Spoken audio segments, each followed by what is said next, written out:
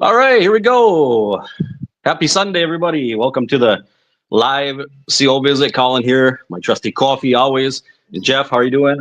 Doing well. How are you? Not too bad. So, maybe you can explain to everybody, we're seeing a little different background here with you today. What's going Yeah. on? So I got the message late about the live, and I've ended up scheduling myself at work. So I'm at work now. But Okay. I kind of feel like an elder's kid because I can pretty much do whatever I want here. And Yeah. right now nobody's around, so I'm fine. That's good. All right. All right. So let me get back to. Okay, here we go. So, hello, Estee. Welcome, welcome. So, I don't know if they're still here, but Jackie left a message about the live. So, welcome if you're here. Welcome, welcome to faithful Jackie and John. I appreciate that very much.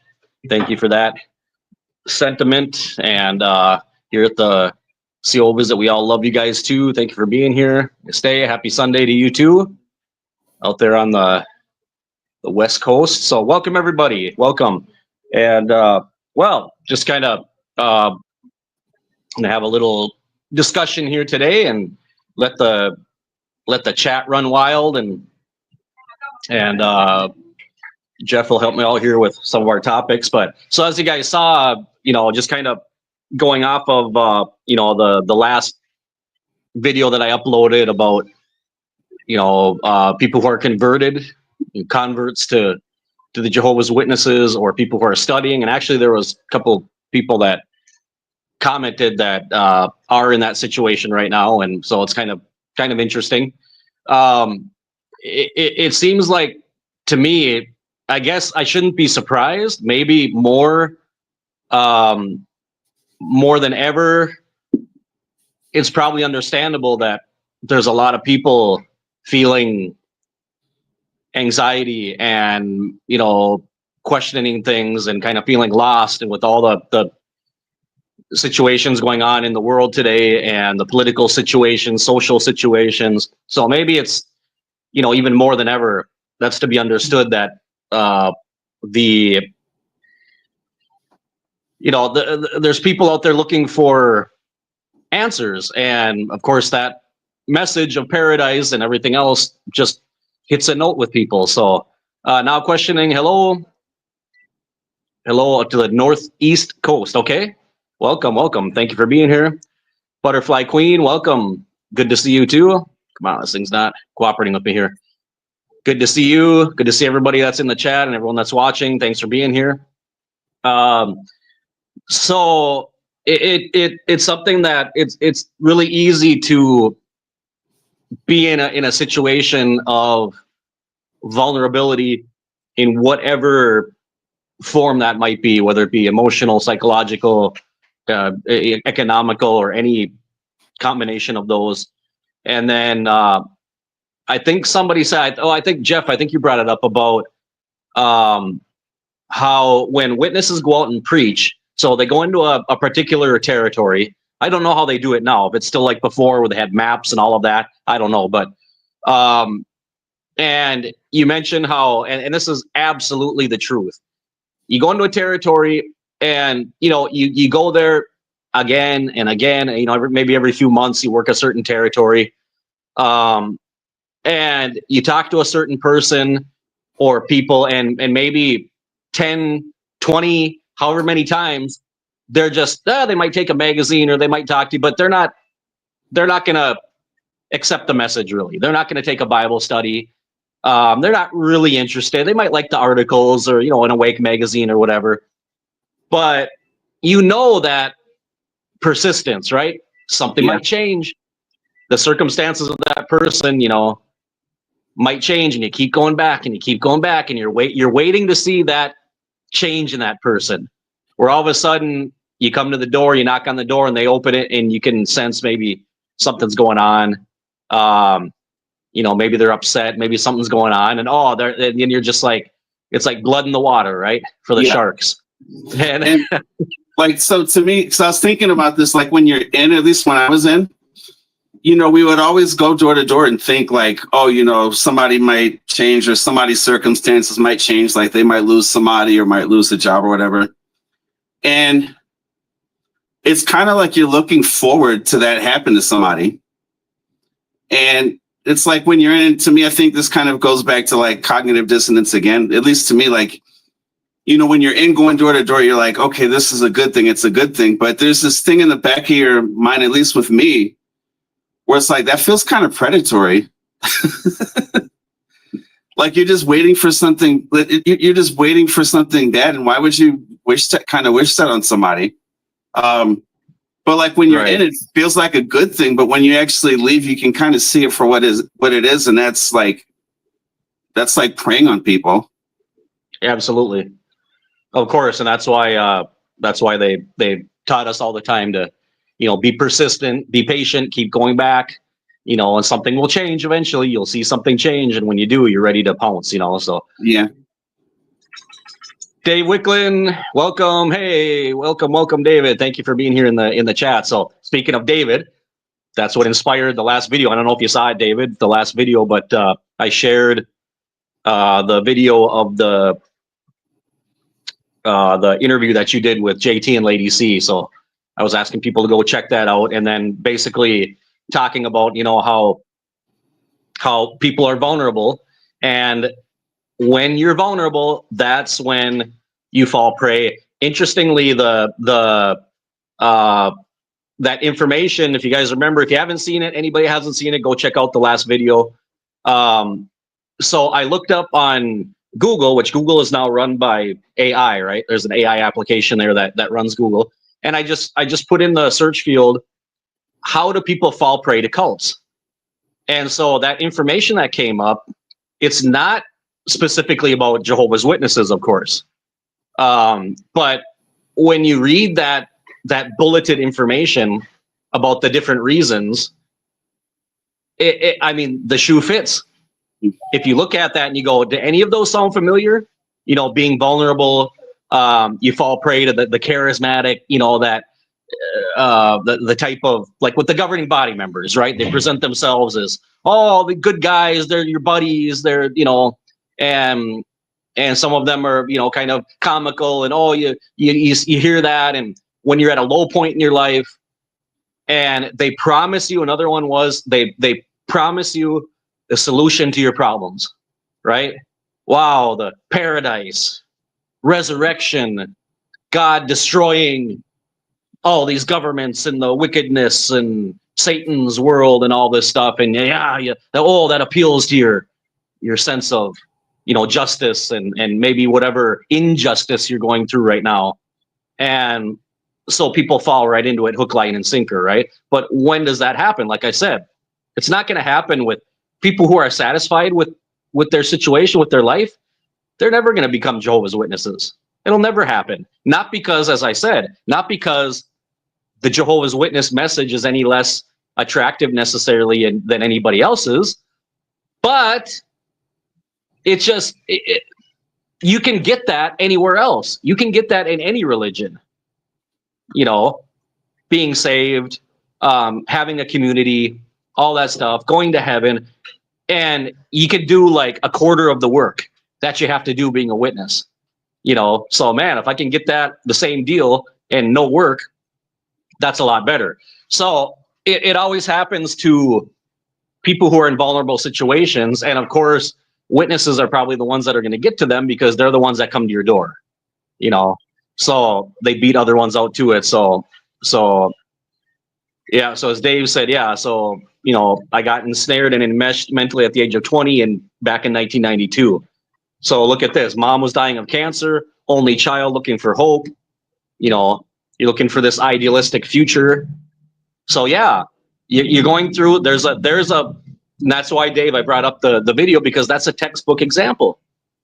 You've got people that, you know, you're in a situation where you're desperate in something, you know, you feel like you can't control.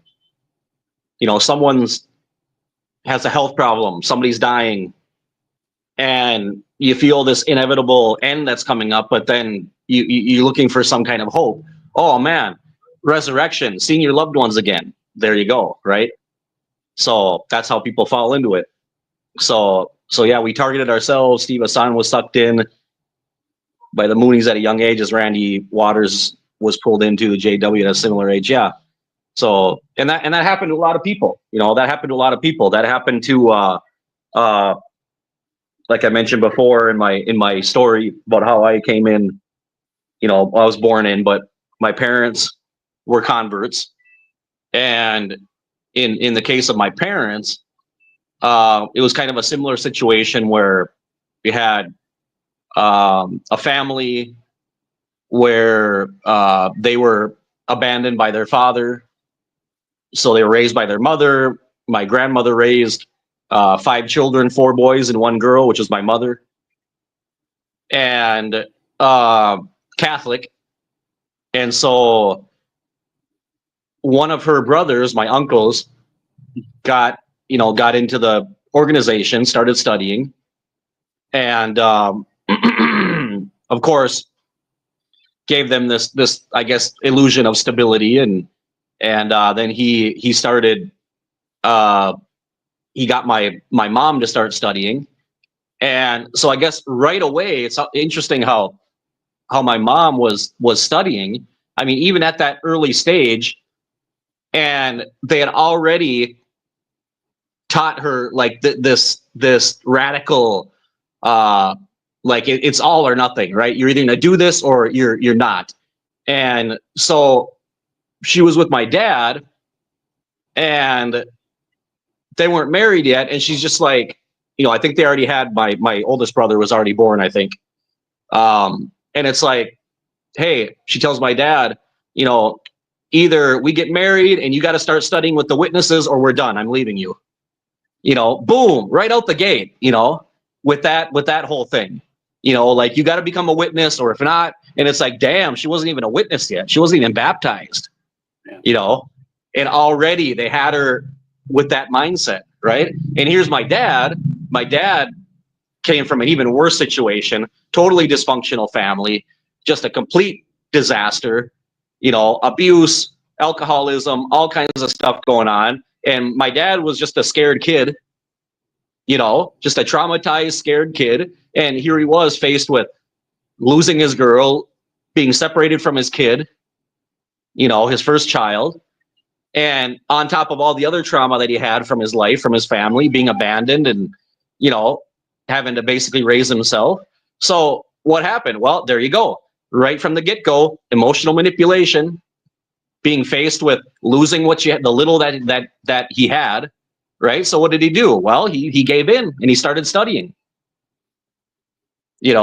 And years later now, my dad is actually, we've talked about this a lot of times, and he said that, he did it because of that. He said he would have never, came into the quote unquote truth, right, if it wasn't for that whole situation that, he was pressured into it. And so it's amazing how it's just, and you think that those are isolated situations. They're not at all. So yeah, John says, I'm gonna come back here, I'm gonna go in order here. So John says, yeah, they got me too in 73. Yeah, so there you go. Back in that same time, it was the same John as my folks back in the 70s. Yeah, back in the 70s, that's when they came into the organization. So same thing. So yeah, as ex governing body JW member Tony Morris used to say, leave the thinking to us. Yeah. Hey Tony, how'd that go for you? Yeah. Yep. So Morris was a convert from what I read out of Born In. Yeah, because he was a Vietnam vet. He was a medic and all that kind of stuff. And yeah, so yeah, the adult converts, especially from that era is definitely really hardcore. Back from those time, man, the witnesses from the 50s, 60s, 70s. Yeah, serious stuff. That the what do you call it? The Yankee Stadium era witnesses, the 8-day conventions and all that kind of stuff. That was some heavy stuff back then. So Jackie, hello.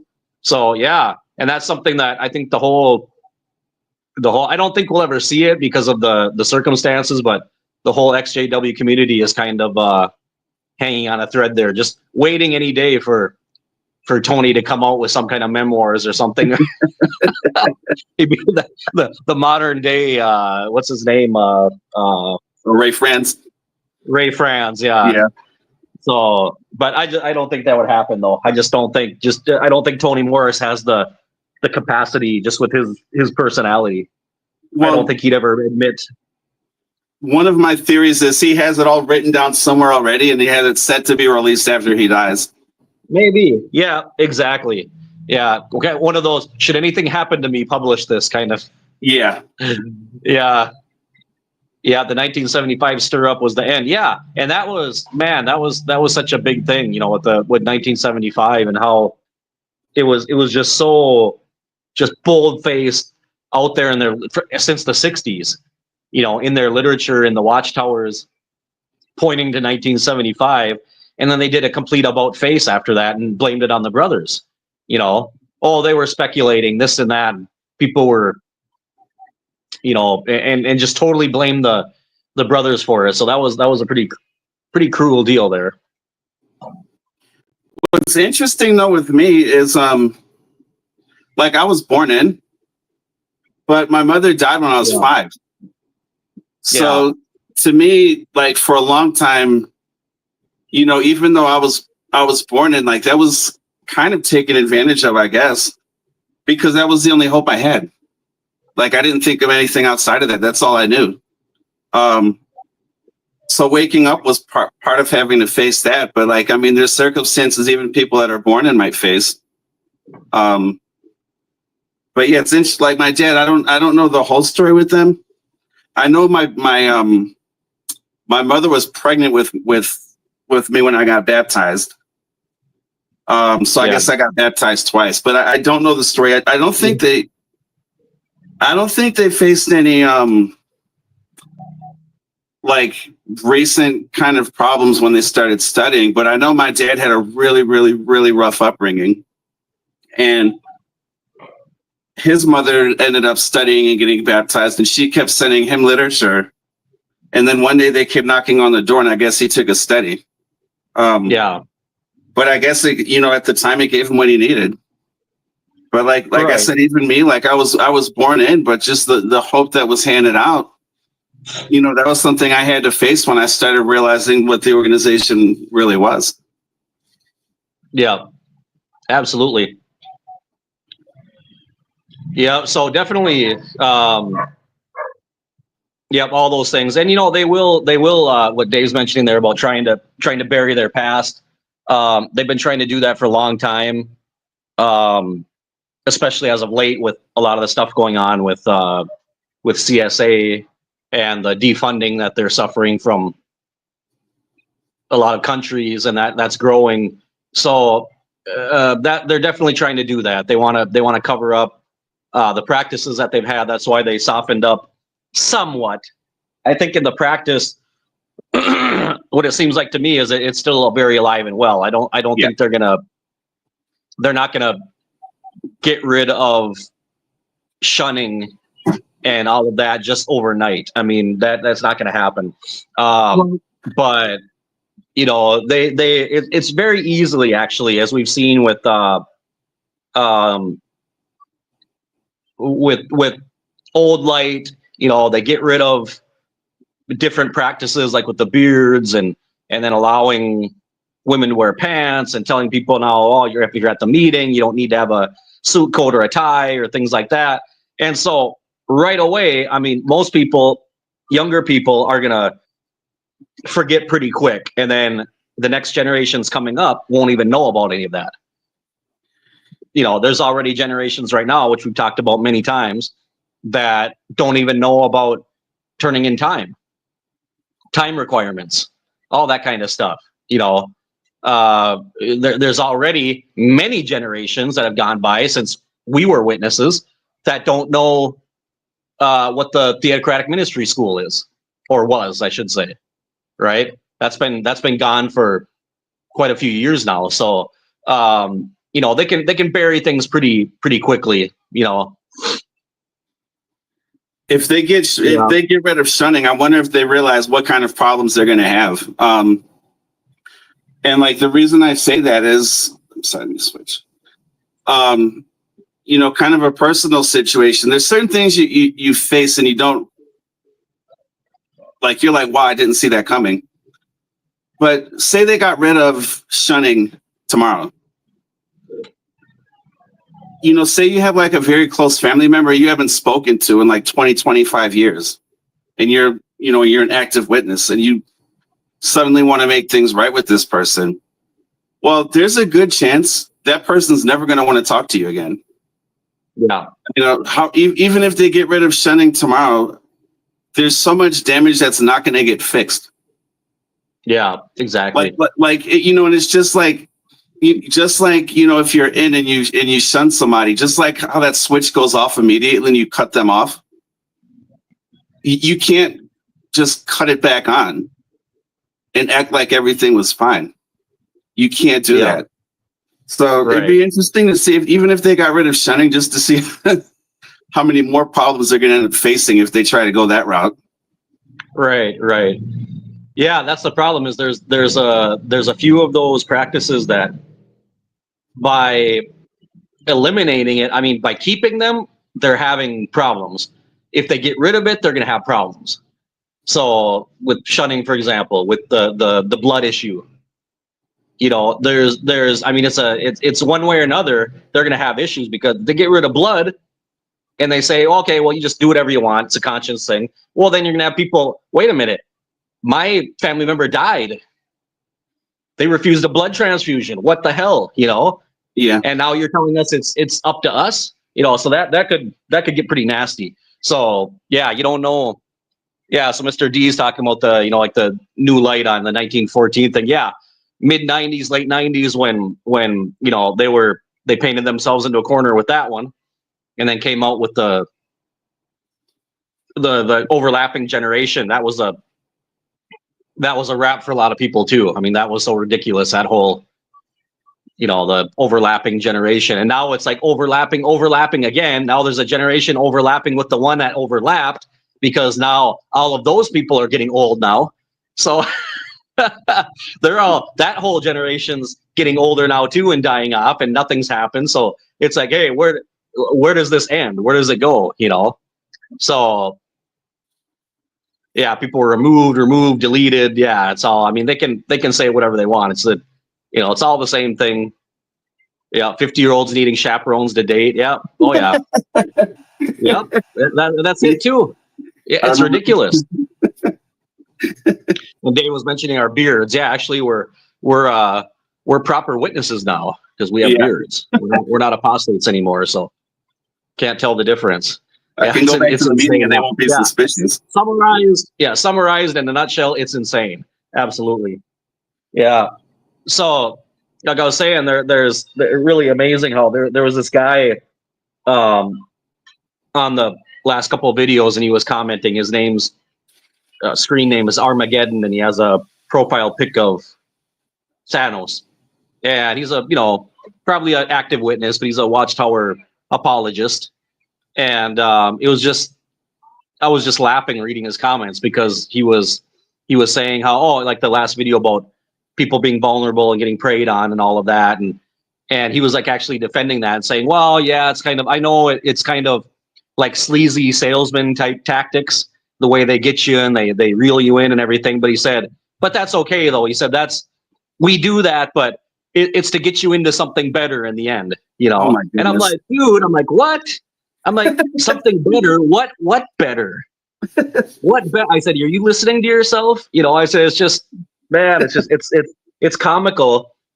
I said, the only reason I haven't blocked you or erased any of your comments is because I'm actually laughing reading your comments.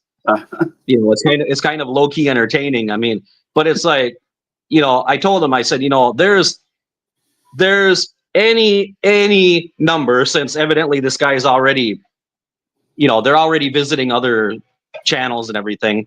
There's any amount in this information age of analyses out there, comparisons, videos. I mean, all kinds of information out there about the organization, and not to mention the CSA stuff, the cover-ups, the lawsuits, the defunding from governments. If you're like the saying goes, ignorance today is a choice. So if you want to keep turning a blind eye to it and keep defending the organization, everything, well, hey, I mean, whatever, more power to you, go right ahead. But if you really want to learn the truth, you can, if you really want to. But people just, it's amazing, So Drench, hey, welcome. Good to see you again. Welcome. I wonder Thanks why for being people, here. Thank everybody. Oh, sorry. Go ahead. No, I wonder why people that want to defend the organization get on these channels.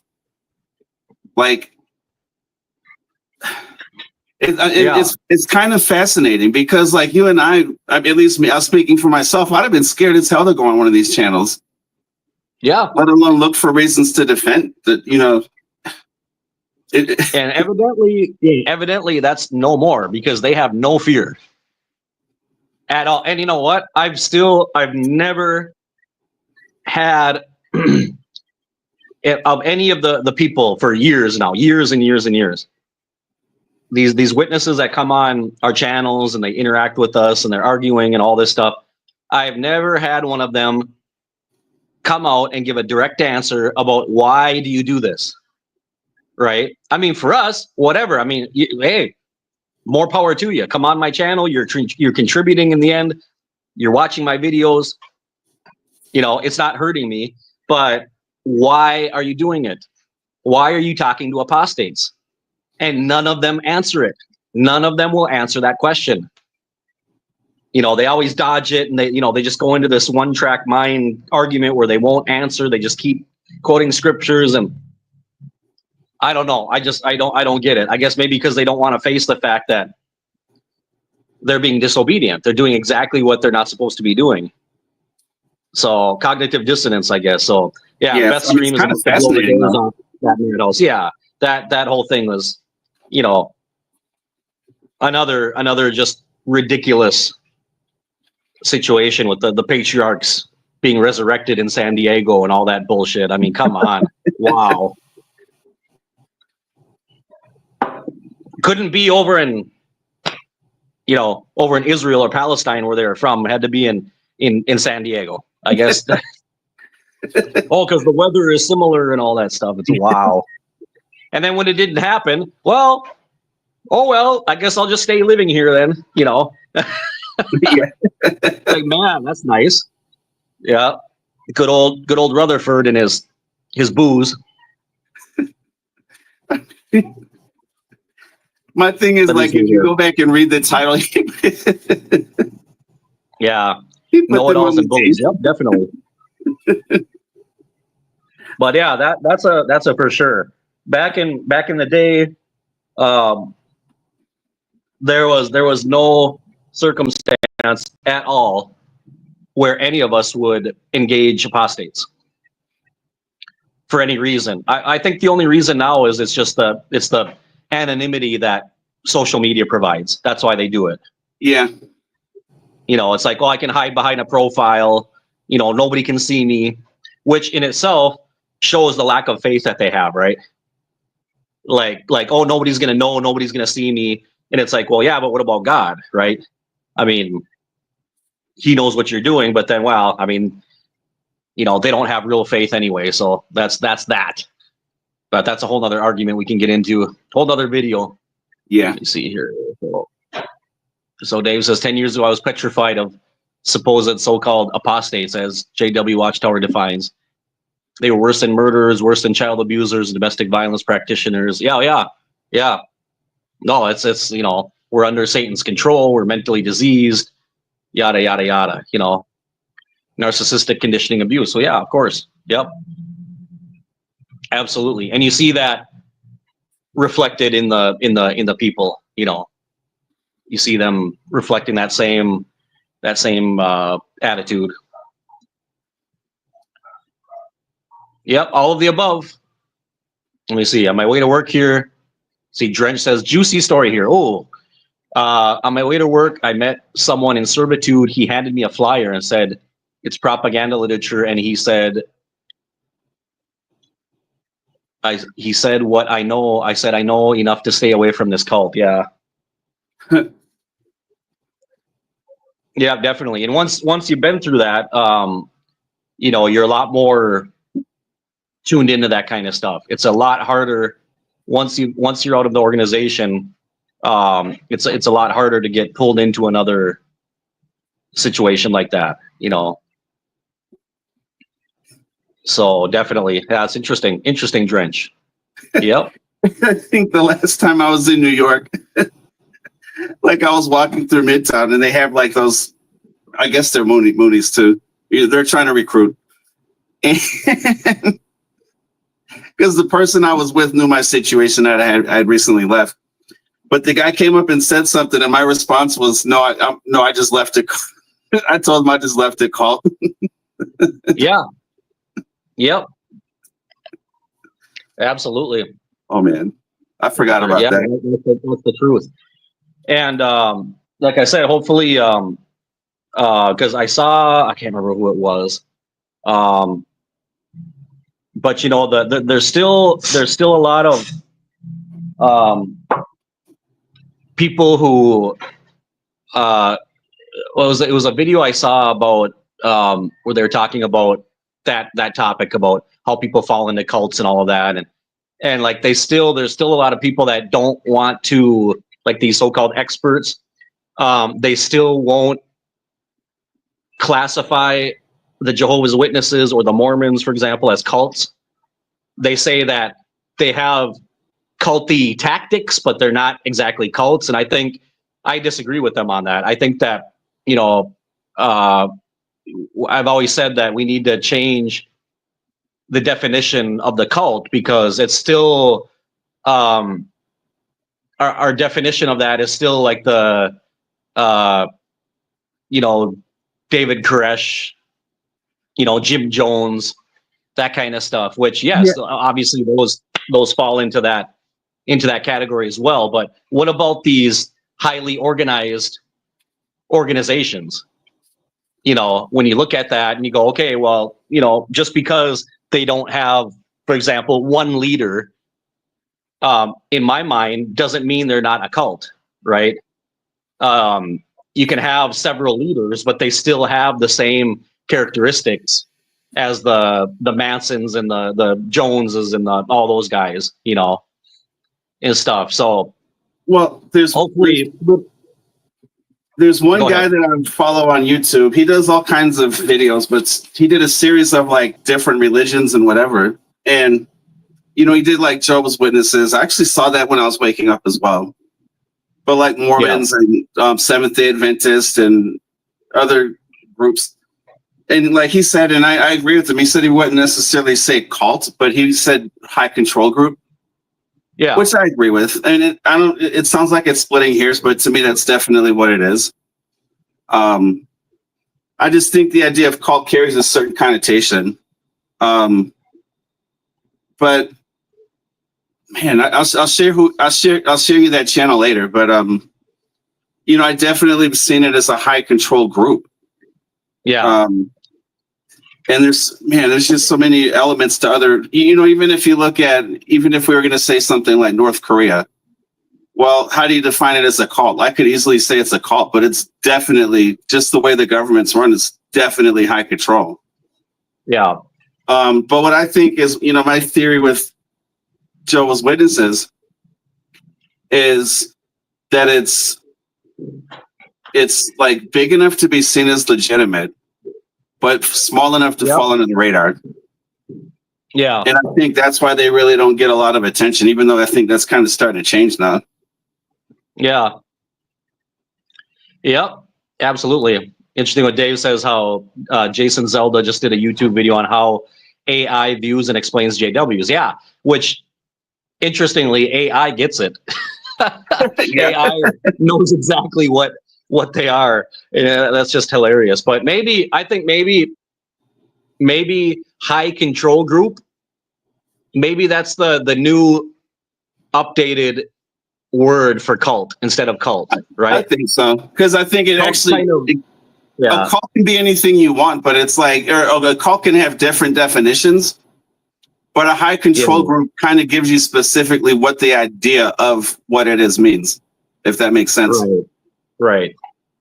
Yeah, because cult is kind of an archaic term, brings up the images of hooded figures in a candlelit room, sacrificing people on tables and stuff like that, and and nowadays they're much more sophisticated than many of those things. So yeah, they have no human leader. Yeah, right. Yep, exactly.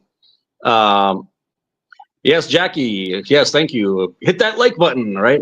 Yeah, hit the like button and support our God on YouTube is the algorithm God, right? Yeah, The Almighty, the Most High algorithm, which nobody understands. But you don't have to. Just let it do its thing, right? So, yeah, JT and LDC always used high control group. Yeah, exactly. Yep, it's spot on. Exactly. It's the same as the multi-level marketing, all that stuff. It's all they use the same tactics. All of them do. Yep. We're not drinking the Kool-Aid. No, we're not. No, we're not at all. Yep. And I know one time years ago, this just popped into my head when Drench said that about Kool-Aid. I remember years ago it was here in Honduras, but after this was years ago, after one of the memorials, so for the wine they bought this box wine, and it's like the wine that doesn't have it's not mixed or anything like that, so it's very bitter, but they had some left over. They had like a couple of boxes left over, and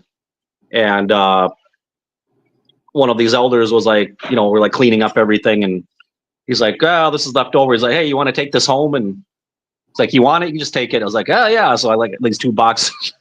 It was like the Last Supper wine. I took it home, and then it was so bitter. I put some sugar in it, then ended up drinking it and stuff. I was like, is this am I committing the unforgivable sin here?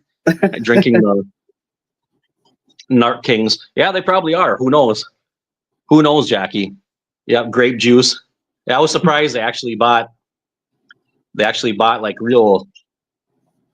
Don't think Anthony Morris will ever publish anything. He's got his caddy in a house. Yeah, that's the thing. They've got him.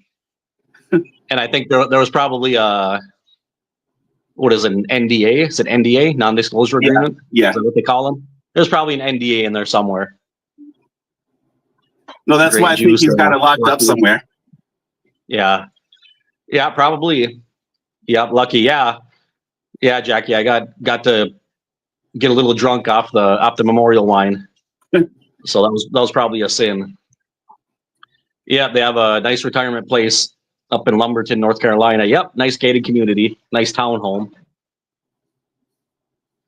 And that was funny because there was actually on one of the videos that I made, and then I was mentioning that, and some Watchtower apologetic came on and was like, "Oh, I'd hardly call a $350,000 townhome like luxury or thing." And I'm like, dude, that's exactly what I'm talking about. That's such an American comment right there. Yeah. It's like, do you have any idea, like a $350,000 condo or townhome, like that's like basically 90% of the world would never be able to live in something like that, and like down here in Honduras, $350,000. Do you have a clue what kind of a palace you could buy with that? I mean, literally. Well, then compared, I'm sorry. Yeah, go ahead. Yeah. No, then compared what he got compared to all the people that were retired out of Bethel when they downsized. There's a question for you, Jeff. Jackie came in late, so I was shaping croissants or shaping baguettes, and right now I'm rolling out croissant dough. Yum, sounds good. Croissants. Yeah. Yeah, Did but you ever I see mean, anyone think about like all the heartbreaking? people that were retired earlier out of Bethel, or like, you know, like downsized or whatever, that left, got sent to a congregation with nothing. Compare that to Right. what Tony Morris got. Yeah. Yeah. So I mean, it's just absurd, as if that's like a normal or something. Oh, it's just a townhome. Yeah, but it's a townhome. He got a townhome, right, and a car. What about all these other people that dedicated their whole lives? You know. So yeah. So yeah, that's two of us. Jackie, sounds good. Some croissant and some coffee right now, and some eggs. Nice egg croissant sandwich and some orange juice. Well, Yeah, I it's hate because they haven't eggs. done themselves what Jim Jones or Marshall Applewhite or Jared Kresh did as of yet to themselves. Yeah, and you never know. I mean, Yeah. don't hold it past them. Don't hold it past them to do something like that. You know. Yeah. Oh yeah, you know it. You know it, Jackie. Trusty coffee. I was actually, man, I was laughing so hard. I was on, on YouTube, and I came across this video. It was an interview with Mike Myers, and he was I think it was on one of the Tonight shows or one of those, and he was talking about like how he gets into character for the different roles that he did throughout the years. And one of the characters that he always portrayed, like on Saturday Night Live, was this woman from the East Coast, like from Boston or something, or from New Jersey. He had like this wig on and these big glasses, and and he was like, yeah. So it was like I had to, get in. He's like, I had to get into character for her, like saying the words like coffee and dog. Gotta go walk my dog. He like said, I never knew coffee was Kauphee. Get Yeah. coffee. I just laughed. I was like, yeah, yeah. So it was so funny. Speaking of Mike Myers, I just saw another reason why I kicked myself for not watching the Super Bowl. That commercial about I think it was life insurance or something, some kind of insurance, where it was Dr. Evil, and that whole cast came back, and it was like, man, that was like a 2-minute commercial that was better than any movie that's been out in the last 10 years probably. So we definitely need another Austin Powers movie to come back and save all of us.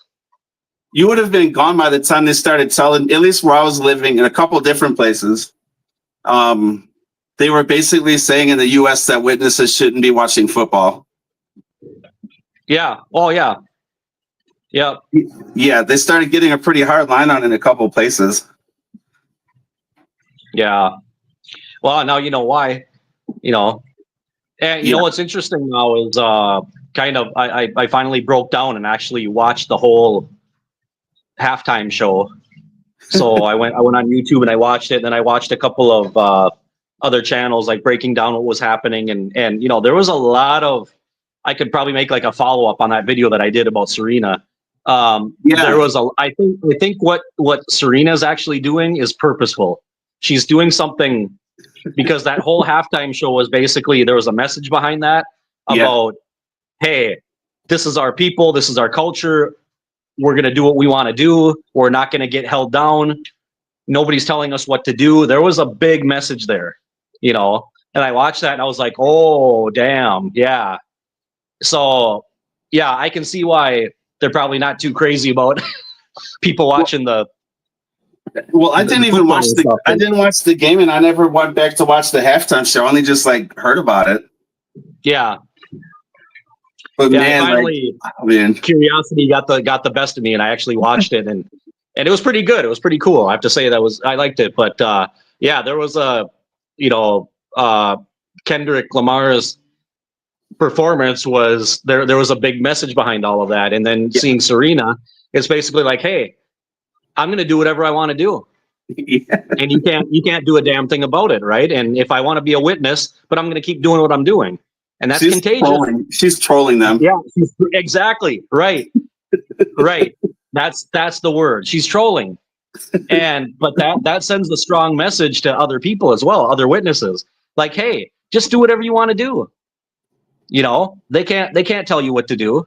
You know, you want to go out there, you want to dance, you want to, you know, do whatever you want to do, be who you can be, and don't let anybody tell you what to do. And it's like, well, hey, I respect that, and that's what it should be, right?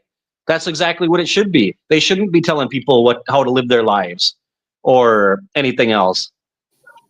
Yeah, exactly. Nah, it's a different time now. It's not going to happen because, you know, she's out there just saying, hey, you know, you can't.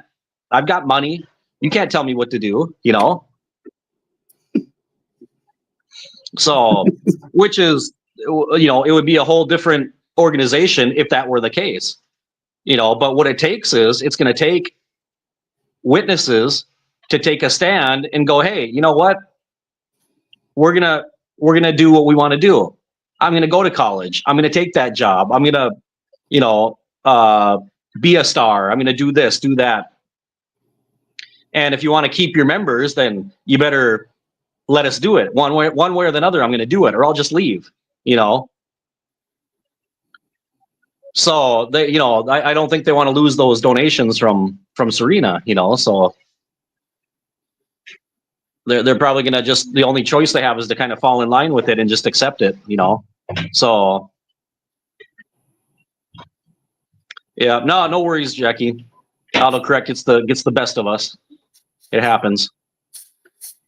I wonder So what's yeah, going to happen when she wants to ask to start giving talks. yeah, What if one day she's like, you know what, I want to give the public talk. yeah. Well, yeah, and that's true. I mean, no joke. You know, I can't see somebody like her just having to go up stage and sit there and not, you know, oh, you got to give a talk with another sister because you can't Yeah. talk in front of the congregation. I can't see her taking that.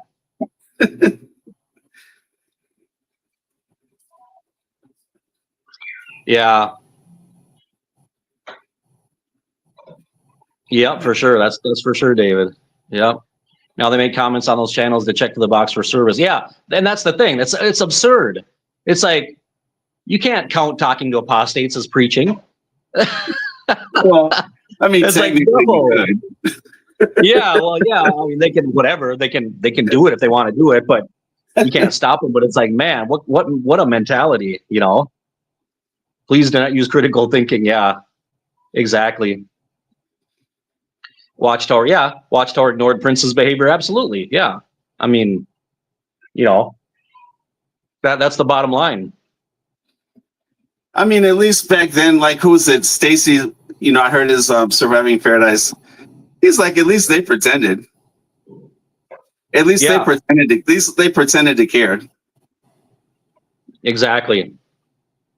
Yep. In Michael Jackson's case, I mean, to the extent of that, he put that disclaimer at the end of, or it was at the beginning of Thriller, right? It was at the beginning of the video, you know. But nowadays, yeah, Prince is hanging out with Lammy Graham up in Minnesota. Yep. Oh yeah. Yeah. Absolutely. Yeah, they were big stars up there. So up in Brooklyn Park. Yeah. So, but you know, now we got the generation of like Serena, where it's just like, no, she's not having that. Yeah. You know, she's not apologizing. You know, this is who I am, and tough. Live with it. You know. Exactly. Well, of course. Yeah. I'm surprised Serena's not showing up like at the annual meetings. You know, for the like, hey, I want to say in this. Yep. What would the Bethelites feel like if she showed up at Bethel? Oh yeah, well, it'd probably be kind of embarrassing because it would be a big. I think, you know, they'd be geeking out big time. Would they be geeking out or would they be upset? I don't know. Man, that would be so interesting to find out if she decided to take a tour of Bethel. Yeah, because you'd have all these people following her, trying to get autographs, cameras, you know. Well, I would imagine like the young ones would be like, think it's cool, but like the old timers would probably be really upset. Yeah. The governing body would be jealous. Yeah, I wonder, maybe she'd get a signed Bible. From one of No, she'll be the one signing it. Yeah. Getting a signed Bible from Serena. That'd be pretty funny. Oh man. Yeah. Oh man. Well, anybody else out there in the comment section? Anything else we're overlooking? Any topics? Anything you want to?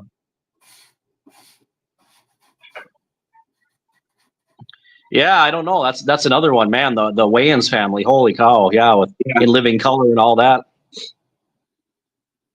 Yep. I forgot about them. Yeah, a lot of those families, a lot of those people were, or involved with the witnesses as well. Yep. Yeah. How's Cosette? Oh, well, so far just kind of in automatic mode. She's just kind of going through the motions, and she's back at school now, and so I still, I talk to her almost every day, at least a little bit, and we're just kind of basically right now kind of holding my breath because I'm waiting for the shit to hit the fan. I just met with my lawyer, this past Thursday. We got that ball rolling, so I'm not sure if he did it already, but he's going to be filing the charges with the police, and then with the Child Protection Services, and then getting the ball rolling on the court date for the custody hearing. So I'm pretty sure probably this week, Cosette's mother is going to get hit with all three of those at once. She's going to find out that there's going to be a court hearing. She's going to get hit with child services and the police investigation unit that's going to be looking into that. And so it's going to be a meltdown. So I'm waiting for that to happen. So she's gonna go off the wall. She's gonna be livid when she finds out about this. But basically, the strategy is that she's going to get hit with all those things at once. Like basically the idea of, hey, you got this police investigation units coming down your neck, breathing down your neck. You got child services going to be knocking on her door. You got this court thing coming up. So what we're hoping is that she'll give in to turning over Cosette to us without much of a fight. That's the whole thing. It's like, hey, you can just hand her over, or I mean, even if not, okay, well, we're going to go through this process. You're going to get investigated. We're going to go to court, and she's going to have to come up with a lawyer and pay for all that and do all that on her own. And so hopefully she might just end up handing her over, because her mom's planning on leaving the country anyway. She's trying to run off to Mexico with some boyfriend or something like that. And so, which would help us as well. If she ends up leaving, well, then it would be abandonment, and just automatically the custody would be mine. So it's just kind of a question right now of waiting to see what happens. It's a waiting game. So that's where we're at right now. But Cosette's okay right now for the time being, as well as she can be. So thank you for asking. Your lawyer sounds like you got one of the good ones too. Yep, he's really good. So White Chicks, yes, I love that movie. Oh my God. That's a classic. A modern classic. Yep. So thank you, Drench. I appreciate that. Yeah, appreciate that. So yeah, I'll keep you guys, little by little, I'll keep you informed on what's going on. Oh, really, Mr. D? That's interesting. They filmed White Chicks about a block away from where I was living at the time. Parts of it, yeah, that's cool. Yep. My favorite line when they were like, "I am so freaking pissed." Yeah. Oh man, yeah, that movie has so many classic lines. That's hilarious. Yeah. There's my wife. Hola, mi amor. Patty. That's my wife, Patty. She's saying, thank you all so much for supporting my husband. Yes, thank you for everybody for all the different avenues of support. We appreciate it so much. And yeah, so Jackie says, I want to see Jeff's dough. Oh, I don't know, Jeff. It's up to you. Let me see how this works. This is I have to roll this out a little bit longer and then fold it again. Okay. Yeah. Oh, yeah. Yeah. So I was working on that for a little while, but yeah. Looking good. When I start doing my Power own Metal lives, I'll Alien. start Hey. making I'll start showing the whole process while I chat. Yep. Power Metal Alien, thank you for being here. I don't remember seeing you before. So if this is your first time, welcome. Thank you for being here. Thank you for the company. Pomo dude with a PME wife here. Oh boy. Yeah, that's tough. Yep. I know. That's tough, but hang in there, and that's kind of the same situation that Justin Porter's in from Yeah. Australia. He's physically out, mentally out, but his wife is still in. So yeah. Looks fantastic, definitely. Hi wife, much love. Thank you for that. Yeah, we see apostates, incognito, clandestine just for going to see white chicks in 2004. Yeah. Oh yeah. Rule Sneaking into number the movie one. theater with a hoodie. Rule number trying one: to hide never yourself. tell anybody what your entertainment is. No. Oh yeah, definitely. Yep. Be careful. Be careful too who you have over to your house, because they're going to be spying on you. If they see your Check it DVD out collection, oh my goodness. Yeah. Check it out in your DVD rack. They'll be like, yeah. Oh my goodness, things. Yeah. Yeah, Power Metal Alien. Absolutely. You're absolutely right, and that's the key to it, is that especially for marriages, people have to be really understanding of that. If you have a good relationship, if you respect each other, you love each other, then absolutely keep going. If that works out for them, what can you do? That's their life, and you still love each other, and that's how it should be, right? That's how it should be. That's how relationships should work. So CJ, hello, welcome. Hello, my friends. Hello to you too. Thanks for being here. Yeah. Pray without ceasing until next time. All right, Drench, thank you for being here. So yeah, we're gonna wrap it up here, and I want to thank everybody for being here at this live. Thanks for watching the videos and supporting the channel, and keep in touch, everybody. Stay tuned for all the future videos coming up, and live streams. I'm trying to make them pretty much every weekend now, just to try to keep you guys up to date with Cosette's situation as well. So anything that happens with that, I'll let you guys know. Okay. And thanks everybody for joining us. And I don't know, Jeff, any other thoughts? Anything else? Nope. Okay. Well, be signing off here. Thanks everybody. Have a good rest of your day, evening, whatever time it is there. Thanks for joining us, and we'll see you in the next CO visit.